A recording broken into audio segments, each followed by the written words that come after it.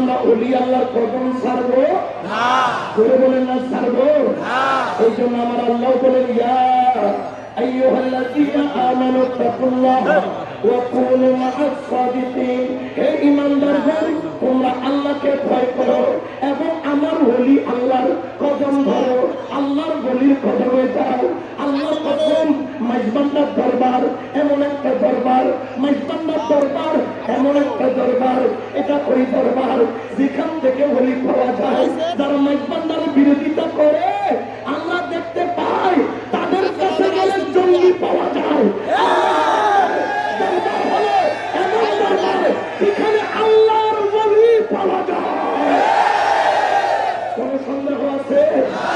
আর জোরে বলেন আছে।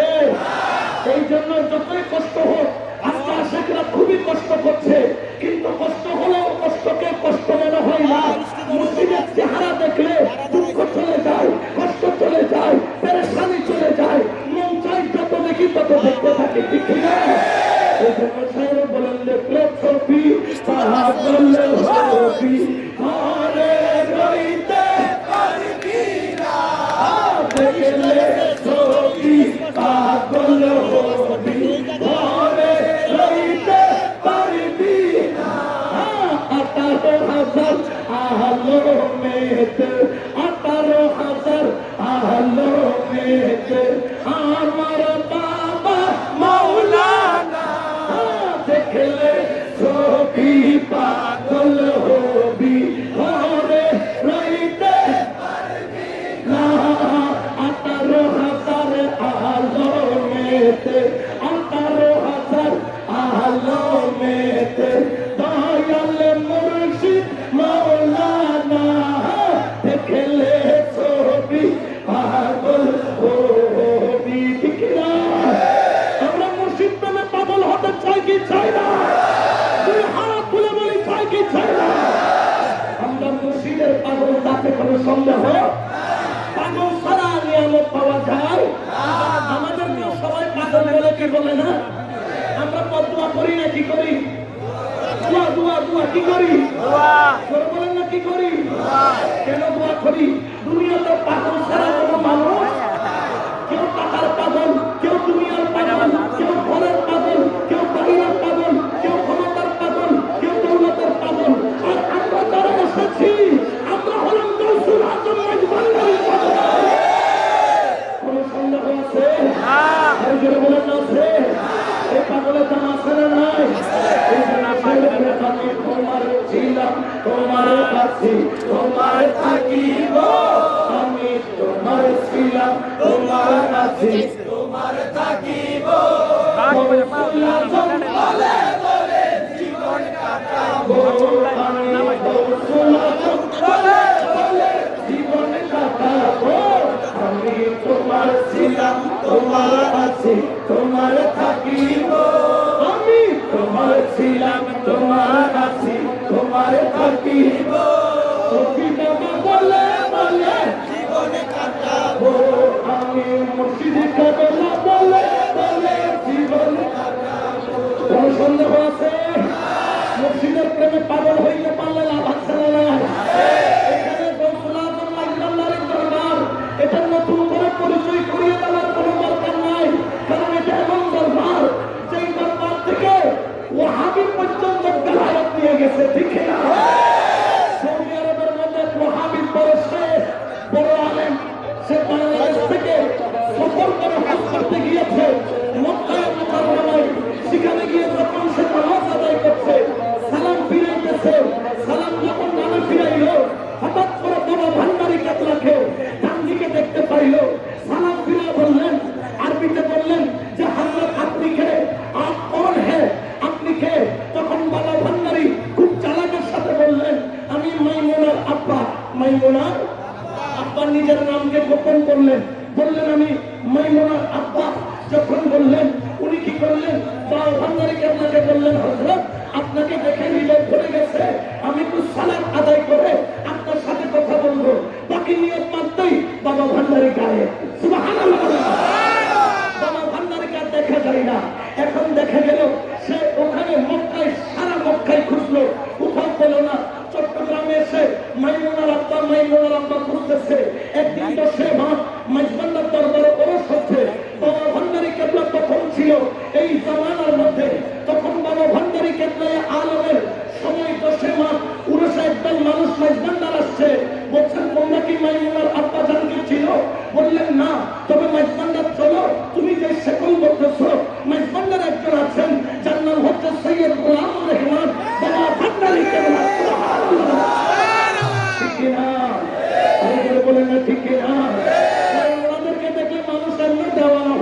কিনা?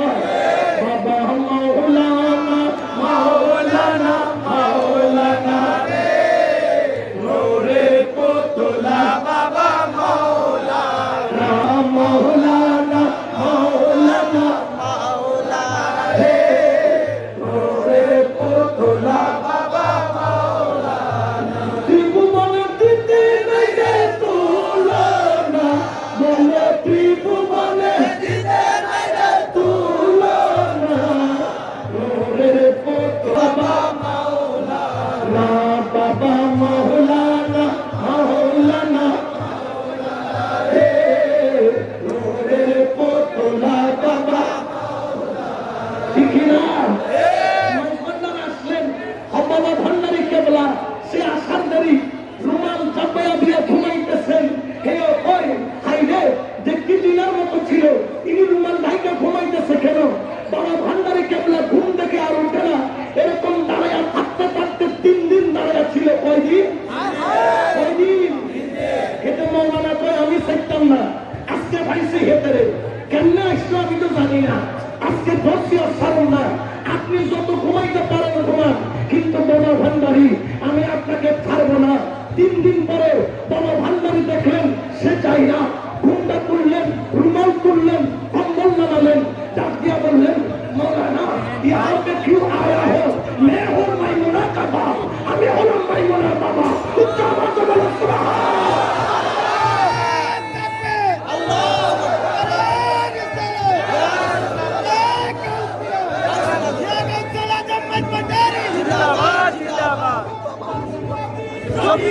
জন্মদিন